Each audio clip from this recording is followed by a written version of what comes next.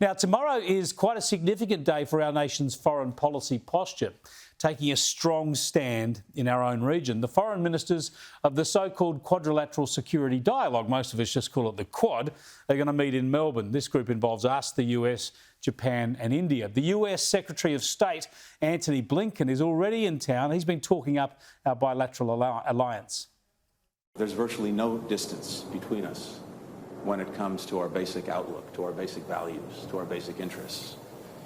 And at a time when so many of those values and interests are being challenged, I think there's more of an imperative than ever that our two countries be together, work together, tackle these challenges together. Yeah, Antony Blinken, one of the most important people in the world, in Australia at the moment. But the Quad is the go. It brings together the great liberal democracies of the Indo-Pacific. The US and Japan are the largest and third largest economies in the world. And India, of course, is a growing non-aligned powerhouse.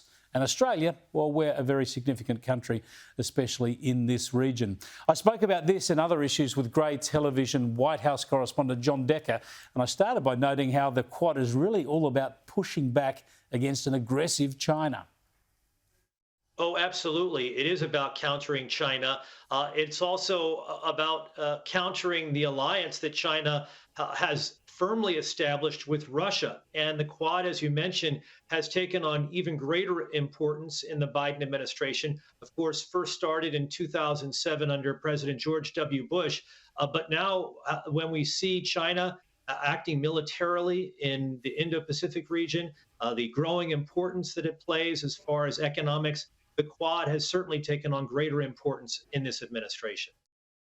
Yeah, you certainly, that's demonstrated clearly by the fact that Antony Blinken is here, because you mentioned Russia and the crisis in the Ukraine. He's got plenty on his plate to deal with that and try and prevent any sort of outbreak of violence or warfare there, yet he's taken time out to come to our region to invest in the Quad. So tell us what's happening when it comes to Ukraine. Your President, Joe Biden, just over a week ago, almost invited Vladimir Putin to go in, says it looks like he has to do something.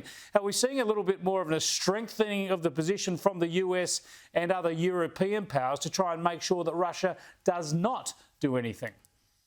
Well, this was an important week for the administration. It was an important week for our partners as well. Here in the U.S., President Biden meeting with his German counterpart, the new German chancellor. The purpose behind that meeting is sort of gaming things out. What happens if Russia enters into Ukraine?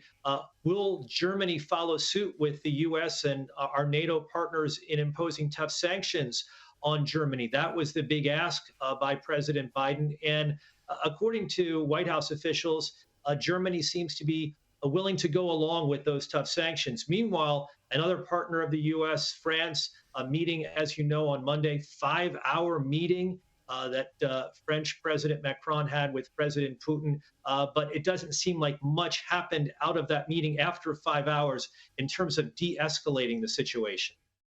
Yeah, fascinating. We'll have to keep watching this very closely.